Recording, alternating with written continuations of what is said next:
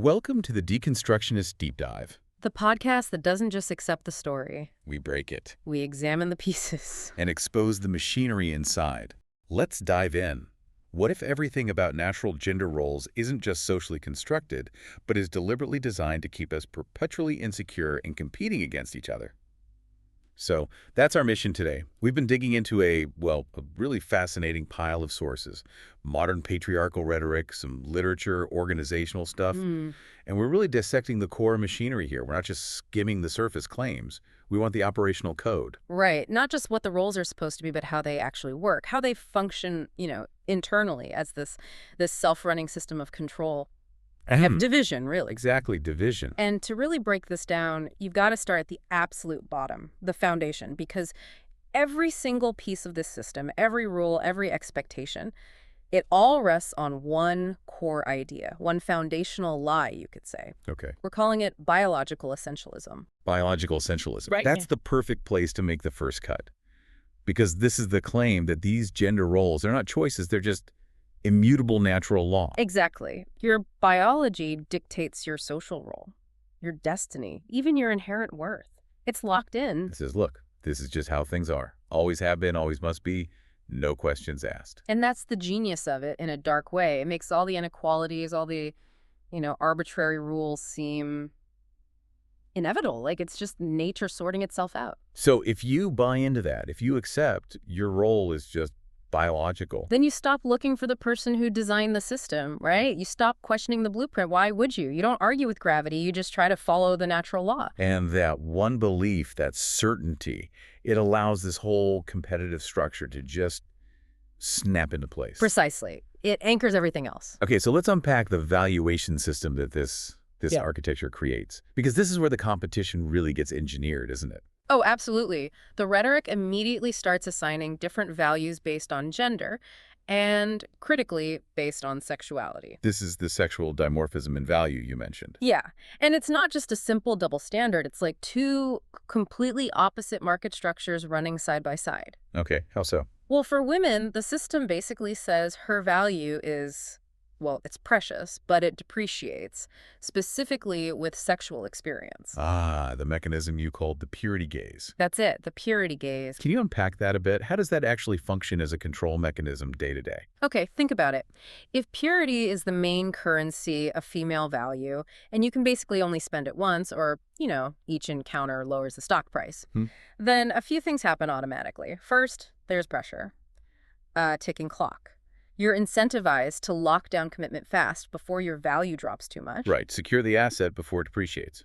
And second, it puts all the responsibility for any devaluations squarely on the woman herself.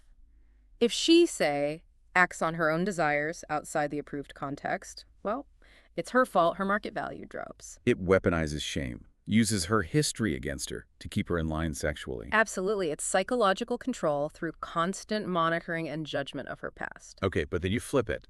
The male side. The sources say his value proposition is the complete inverse. Totally inverted. Male value, according to this system, appreciates with sexual conquest, or at least with the status symbols that signal he can get sexual access. So more conquests, more status, higher value. Pretty much. His worth goes up, the more dominant he seems, the more successful, the more access he demonstrates. It's not even just about the sex itself always, it's about the markers of success that imply sexual access. That becomes the proof he's performing masculinity correctly. And this difference in how value works, it feeds right into what the sources call reproductive strategy essentialism, doesn't it?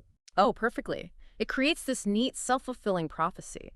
It frames the male biological strategy as inherently, promiscuous, polygynous. Yeah. Needs to spread the seed, conquer, get status. Justifying his quest for notches on the belt, essentially. Right. While at the same time, it frames the female strategy as naturally needing to be chaste, monogamous, super selective, demanding she restricts access. So the system basically says, look, this double standard isn't unfair. It's just biology. It's destiny.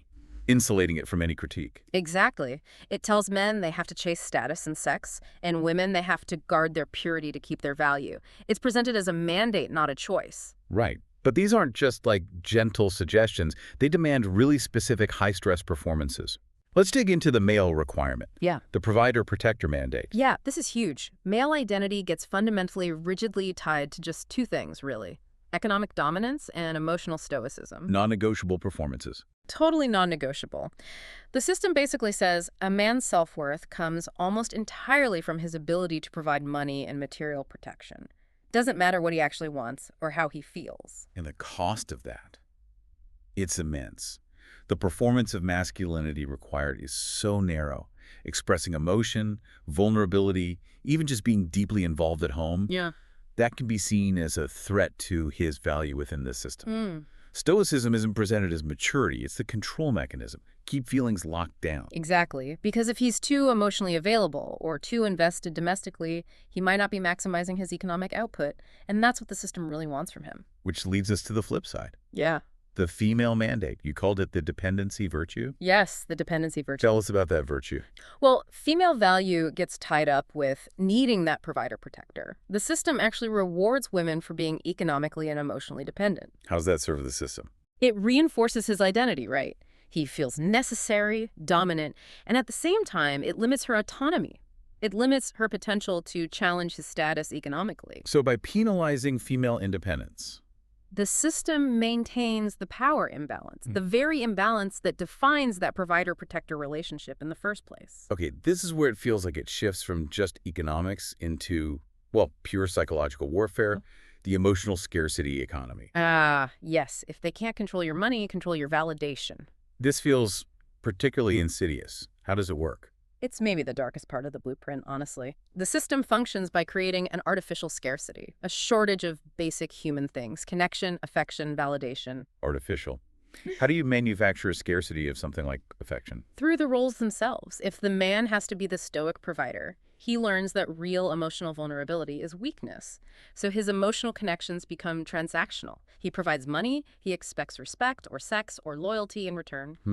Not connection for connection's sake. Right. And if the woman has to perform dependency, she learns her emotional expression is tied to getting resources from him, not necessarily building a reciprocal bond. The roles actively block the growth of healthy, mutual emotional understanding. Because real, unconditional connection is made scarce. You have to compete like hell for the conditional scraps the system offers. Yeah. Fail to be the top provider. Fail to maintain purity. You risk getting kicked out of the validation market entirely. Wow. It just creates this endless loop of insecurity. Perpetual insecurity. You're always performing, always anxious. The system never asks you to just be a whole human being. It wants you to be an optimized resource extractor, the provider, or an optimized resource recipient, the dependent. That's it. Okay, that sets up the architecture. But what about the security system? What's kind of amazing, in a disturbing way, is how little external force this seems to need. Exactly. It's designed for self-policing. The people trapped inside become their own jailers. And each other's. Yeah, precisely. And think about it. All that energy spent policing each other. That's energy not spent questioning the rules of the prison itself. Clever. So how does this self-policing work? What are the mechanisms? There are several internalized surveillance systems, as the sources lay out. For women, you mentioned we circle back to the purity gaze. Yes. The purity gaze, again, it forces women to internalize this constant systemic judgment about their sexual history. Past, present, potential future. They become their own morality police. Absolutely. Acutely aware that any step outside the chaste ideal is grounds for immediate devaluation. In the relationship market, anyway. So it functions as ongoing psychological control. Constant. Makes women pour huge amounts of mental energy into just self-monitoring. Monitoring their behavior, how others perceive them. It's a deliberate distraction, really. Pulling focus away from, say, professional goals or personal growth, and keeping it squarely on their perceived sexual market value. And the male equivalent, that crushing pressure of performance masculinity. Right. Men police themselves, and police each other, against any hint of emotion, of vulnerability, or even too much domestic involvement that might weaken that rigid provider-protector image. So in that surveillance system, bottling up emotions is the key metric. That's strength. That's the non-negotiable metric, yeah. Show feeling, especially soft feelings. You risk judgment. You lose status. You might lose your edge in competing for resources or even partners. It's the self-inflicted stoicism, and it's the price you pay to play in the male ego economy. And just to be sure people don't team up, don't realize the pressure is structural and not personal, the system uses social isolation protocols. Ah, yes. The divide and conquer mechanism. It actively undermines friendships between genders, makes them seem suspicious. Because if every relationship has to fit the provider-dependent box, where does simple friendship fit? Exactly. It's seen as a threat to the main relationship's exclusivity or structure, but it also poisons relationships within genders. Women get pitted against each other, competing for the best providers. And men are locked in this fierce competition to be the most dominant guy in the room, the top dog at work, the highest status. Right, so everyone stays divided, individualized, scattered, unable to form any kind of collective challenge to the whole framework. Okay, now let's bring out the scalpel. Because the sources we looked at also provide this vulnerability matrix. It shows how the whole system is just empirically baseless. The logic completely falls apart when you hold it up against actual documented reality. We need to lay out that collapse. This is really the critical takedown point. The whole structure leans on certain claims about biology, about development being true. And the evidence it says they're fundamentally false. Okay, let's take the claim used to justify keeping men out of the home. The idea that father absence between 0 and 5 is beneficial allows for maximum economic focus, right? Beneficial. It's a staggering lie. Manufactured purely for labor abstraction. Developmental psychology completely demolishes this. Secure attachment theory. Decades of research show that consistent, available paternal bonding, especially in those early years, is critical.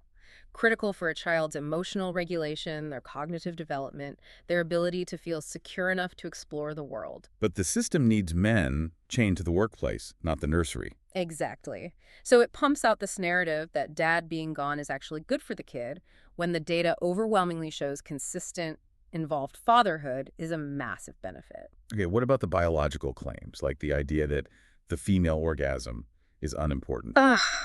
Yeah, this narrative is clearly designed to minimize female pleasure, right? To enforce that restrictive, transactional view of sex. It's just for his satisfaction, maybe procreation, duty, not desire. But biologically? Evolutionary biology, neuroscience. The data shows female pleasure is far from unimportant. The orgasm releases hormones like oxytocin, which facilitates pair bonding. It's actually a key mechanism for building long-term relationship stability. But the system ignores that. Dismisses it entirely, because acknowledging female pleasure complicates things. It challenges the idea that sex is just a simple duty for her and a transaction for him. It introduces mutuality, complexity. And the last one, the sociological myth. All successful men cheat. Used to normalize infidelity is just, part of the high status package. Again, another lie designed to maximize insecurity. Look at longitudinal studies on marriage. What predicts satisfaction and fidelity? Mutual trust, shared commitment, emotional availability. The very things this framework actively discourages or makes difficult. Precisely. The system pushes this myth to keep women insecure, constantly guarding their investment. And it gives men a kind of permission structure to chase status through behavior that often ends up destroying the very family stability their provision was supposed to protect. It's madness. It really is a machine built on some fundamental falsehoods. But maybe even more destructive are the internal contradictions, the internal logical collisions you mentioned. These create situations where people just can't win. The structure itself guarantees failure. Yeah. The classic one is the provider versus present father paradox. Explain that one. It sounds like a trap built right into the male job description. It is. The system demands men maximize economic provision. That means long hours, prioritizing work over home, climbing the ladder relentlessly. I love the provider part. But at the same time, it holds up this ideal of being a highly present, emotionally invested father and partner, maximizing domestic presence. And in today's economy. Especially in a hyper-capitalist one demanding maximum labor. Those two demands are often mutually exclusive. You can't be in two places at once, giving 110% to both. So the man is set up to fail. Guaranteed to fail in at least one core part of his mandated identity. Either he's not making enough money or climbing fast enough, failing as provider, or he's not home enough, not emotionally available enough, failing as present father. Which guarantees he feels inadequate. Constantly. Feeding right back into that emotional scarcity economy we talked about. He needs external validation because the system ensures he can't possibly meet its contradictory internal demands. Wow. Okay, then there's the desirability contradiction. Yeah. This one traps the female partner. Yeah, this one's a mind bender. The system dictates that the best man, the high-status man she's supposed to want, must be desired by others. Other women, the market, his peers. That's his proof of value. She's supposed to pick the guy everyone wants. The best catch. Right. Defined by his ability to attract external attention. But, and here's the contradiction, the system simultaneously expects her to find that very external validation deeply threatening, not validating for her choice. Wait, that makes no sense. Why tell her to get the most sought-after prize if she's punished for him being sought after? Exactly. It's completely irrational. She's supposed to suppress her natural reactions, jealousy, insecurity, fear of loss. But she's the one who gets hurt if he acts on the attention-seeking the system told him was vital to his status. It guarantees constant tension, mistrust, makes real collaboration almost impossible. Which flows right into the independence penalty. Yes.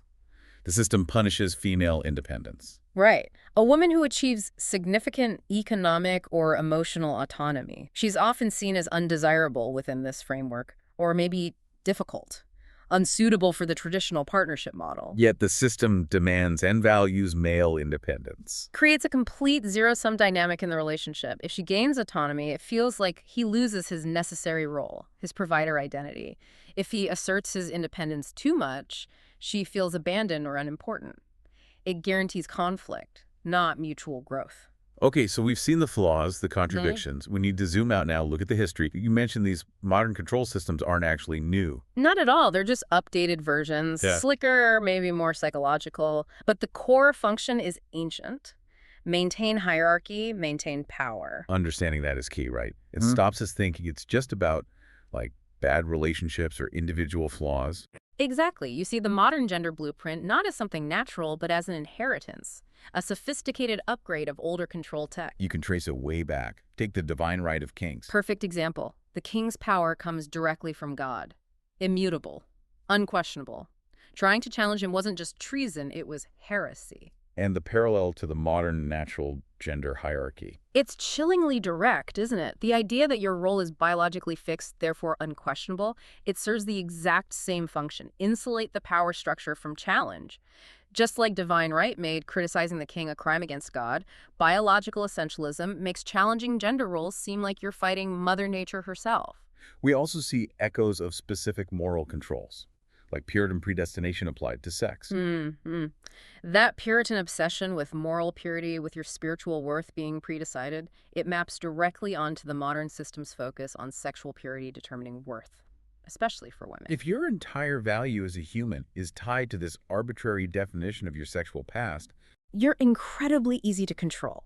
Control the sexual marketplace, dictate what purity means this week, and you control the fundamental value of half the population. And for men, that demand for emotional shutdown, that's not new either. It's like a civilian version of the Spartan military ethos. Absolutely. The Spartan warrior had to suppress all personal emotion. Absolute stoicism was strength, loyalty to the state. Deviation was fatal weakness. And the modern demand for male stoicism. It's just the corporate and domestic version. Same goal. Suppress emotion, disconnect from your inner life, from the personal sphere, and maximize your external output for the system's benefit. Be a good soldier, a good worker bee. Okay, so if we recognize the blueprint, the historical lineage, we can start deploying counterweapons. The sources bring in some philosophical frameworks that just completely reject the core assumptions of this system. Yes, let's start with the one that just pulls the rug out from under the whole thing, existentialism. Existence precedes essence. That's the heart of it. Existentialism rejects any idea of a fixed essential nature. You're not born with a predetermined role based on biology. Instead, you're just thrown into the world. And you create who you are through your choices, your actions. Precisely, and that just directly refutes every biological essentialism claim. If there's no natural role, then this whole competitive structure based on natural law is exposed. It's just a set of arbitrary rules imposed by a dominant culture. It gives you intellectual permission to just say no. Exactly. Then you have something like Taoism. Offers a completely different model for strength, for interaction. How so? Taoism values things like yielding, flexibility, flow, harmony. Think water wearing away rock. It's the polar opposite of the rigid, oppositional win-lose gender roles the patriarchal framework imposes. Where the system demands hardness, dominance, rigidity. Taoism finds strength in softness, in adaptability, in yielding. It offers a way to relate emotionally and socially that just bypasses those harsh mandates entirely. Powerful. And then there's Ubuntu philosophy, the African humanist idea. I am because we are. This is such a radical counterpoint to the system's hyper-individualism. Ubuntu emphasizes community, shared identity, shared fate, interdependence. It directly attacks the core idea of the provider-protector mandate that your status comes from lonely individual economic battle. It shifts the focus from me against the world to us together. Offers a framework for mutual strength, collective well-being, instead of that anxious, solitary struggle for dominance. And finally, even traditional Stoicism, if you understand it correctly, can be a weapon here. Right. Because the system we're dissecting demands constant control. Control the economy, control status, control your partner's behavior, control your own emotions. It's exhausting. But real classical Stoicism Is actually about accepting what's outside your personal control, focusing only on your inner virtue, your rational responses. It's the opposite of trying to dominate externalities. So it teaches detachment from the very things the system uses to hook you, like external status, other people's opinions. Exactly. It helps you disconnect your self-worth from those external performance metrics, the very metrics the provider mandate and the purity gaze depend on to keep you running. Okay, so if we've seen the machine, seen the history, the obvious question is, who benefits? Who's the architect? Who profits from all this anxiety and competition? Well, at the top, you've got broad patriarchal institutions. They benefit simply by keeping the population busy fighting amongst themselves. Divide and rule. Pretty much. Yeah. If men and women are locked in battles over who provides, who submits, who's pure enough, they're not collaborating to question the overall power structure. The one that sets wages, writes laws, controls resources. And then maybe the biggest extractor of value, capitalist system. Oh, absolutely. Capitalism loves this framework. Think about the provider pressure on men. It maximizes their availability as workers. Drives them to work longer hours, Yeah. take riskier jobs, prioritize work above everything. Because their entire identity is staked on that performance. It's perfect for maximizing labor extraction. And the female side, Yeah. the dependency virtue. Creates a captive consumer base, often an insecure one, driven by anxieties about their value, their appearance, keeping up with shifting ideals of femininity. They're constantly targeted for consumption. So she needs to be dependent economically, but also consume heavily to maintain the right appearance for that dependent role. It's a neat trick, isn't it? Then you also have to consider religious hierarchies. They gain enormous social control through moral policing, especially around sexuality. Reinforcing their authority through rules about the body, about purity. Yes, particularly with the purity gaze. Controlling sexuality becomes a way to control the social order, reinforce community boundaries, and their own leadership. And maybe the most immediate beneficiary, at least for the men caught inside, the male ego economy. Right, it's this closed loop. The system creates that artificial scarcity we talked about, where male validation status, dominance, sexual access becomes the currency. The reward that keeps them motivated. And that currency only has value because the same system makes genuine emotional connection and intrinsic self-worth so scarce. The promise of dominance, of being alpha, keeps men on that hamster wheel of production and performance. Okay, so that's who benefits. Let's define the cost more clearly. What's actually being stolen? What are the extraction mechanisms? Well, for women, it's a clear form of female value extraction. Youth, purity, these are extracted and converted directly into social capital for men. Status, stability for him. And that value is temporary depreciating. Exactly, which adds that pressure, that urgency to her life choices. Lock it down before it expires. And for men, male labor extraction. The relentless provider pressure gets extracted as pure economic output, often at a huge cost to his own health, mental and physical. And critically, often without the psychological benefits of actually being present in his own life, enjoying his family. The system takes his best productive years. And gives him chronic stress and emotional isolation in return. It's a brutal trade. And the outcome of these unequal demands, you called it emotional extraction, leading to mutual impoverishment. Yeah, because the roles dictate these separate spheres. Yeah. Women handle the emotional labor, the nurturing, managing relationships, the home. Men handle the economic labor. And the result? Mutual impoverishment. Neither side gets their needs met in a healthy, balanced way. Men often end up as emotionally starved providers, cut off from vulnerability. Women can become materially dependent, often emotionally drained caretakers. Both are fundamentally poorer for the division. So how do they keep this damaging machine running, despite the obvious pain it causes? Through lies, basically. The deception taxonomy. Yeah, there are a couple of key types of lies holding it together. First is false necessity. making damaging choices seem unavoidable. Exactly, presenting things like, I have to be absent to provide, or men just need conquest, as inevitable facts of life, natural outcomes. If you believe it's necessary, you stop looking for other ways. But the real linchpin, the one that keeps individuals trapped, systemic blame shifting. This is the masterstroke.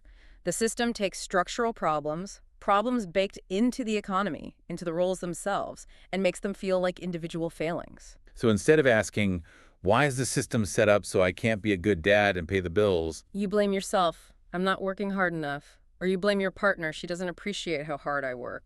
Or you blame bad luck, poor choices, anything but the framework itself. You try to fix yourself or your partner, not the system that created the conflict. Precisely. And that's why people stay trapped. They misdiagnose the source of their pain. They don't see the blueprint. Okay, so if deconstruction is about seeing the system, the final step has to be, well, figuring out how to get out, writing the escape plan, the cognitive emancipation pathways. Right, at the anti-dogma manifesto. And the first step is conceptually simple, but huge. Reject biological determinism, outright. Embrace the idea that our brains can change, that culture shapes us. Exactly. Embrace neuroplasticity. Look at the sheer variety of gender expression across cultures and history. Your biology isn't a life sentence to a specific role. Culture dictates the roles, and culture can be consciously rewritten. Then we need to embrace interdependence, move past that damaging binary of dependency versus independence. Yes. Towards mutual reliance, co-creation. A relationship shouldn't be one person needing and the other dominating. It should be two whole people leaning on each other's complementary strengths, building something together. And critically, decouple worth from performance. Absolutely critical. Your value as a human being is inherent. It's not tied to how much money you make or your sexual history or how well you perform these prescribed roles. Your worth just is, period. Which means we have to cultivate emotional fluency. Yes. Develop the skills, the permission for vulnerability, for clear communication, for reciprocal emotional support across all gender lines, directly challenging that stoic suppression model that starves people of real connection. Okay, so those are the mindset shifts. What about actual structural alternatives? How do we rebuild? We can start thinking about post-gender intimacy models, relationships built on shared values, compatible skills, mutual desires, not on these rigid pre-assigned roles based on biology. Focus on who's good at what or who wants to do what, not whose gender requires it. Exactly. And make economic partnership the default. Shared earning, shared domestic work that needs to be the starting expectation. It disrupts the crushing weight of that single provider mandate and the vulnerability of the dependency virtue. It means seeing domestic work, care work, as equally valuable economic and emotional contribution. Absolutely. And validation. We need pluralistic validation. Don't put all your self-worth eggs in the basket of romantic or sexual market value. Derive worth from multiple places. Community involvement, passions, mastering a skill, personal growth, friendships, anything beyond that conditional validation from a partner whose own value is also being arbitrarily defined by the system. And finally, fostering community-based support. Yes. Extended networks. Friends, family, community groups, anything to reduce that insane pressure we put on the nuclear family unit to be everything for everyone, economic engine, emotional sanctuary, social life. When we share the load, the pressure on individuals has to decrease. It collapses. The system relies on that isolation. Okay, this brings us to the synthesis, the ultimate internal contradiction. This whole system, supposedly built on logic, on nature, it has this fundamental self-destructing flaw. It really does. And the flaw is this. The system demands male emotional invulnerability, stoicism, control. But it makes his actual self-worth, his security, fundamentally dependent on something completely external and unpredictable, female sexual exclusivity. His strength is supposed to be internal, his independence. But his value, his status, his emotional safety, it all hinges on her purity and fidelity. Something he can't ultimately control. It builds profound insecurity right into the male role, while simultaneously pressuring women with the purity gaze, making her value contingent and fragile too. The entire foundation for both identities is shaky, built on contingent worth, mutual suspicion, and suppressed needs. It's designed for instability. Yeah. It can't survive long-term without causing constant emotional damage. Which leads us right to the liberation imperative. Real freedom means rejecting that entire framework, the whole idea of contingent worth tied to performance or history or following the rules. It means embracing intrinsic human value, value that exists no matter what, independent of the system's arbitrary judgments. And if the system only stands because we believe in it, then seeing the machinery, understanding how it works, that's the first, absolutely necessary step to deciding you're not going to play by its rules anymore, to pulling the levers yourself. And that's our deep dive for this week. Remember, the most dangerous illusion is the one you don't know you're in. But now you know. So here's our question for you. So we've torn apart the natural roles deception. Now the real question is, where in your own life have you accepted a version of reality because it was easier than asking the hard questions about who actually benefits from you believing it? Let us know in the comments. Question the narrative. Deconstruct the dogma. See the system. We'll see you next time. Stay skeptical.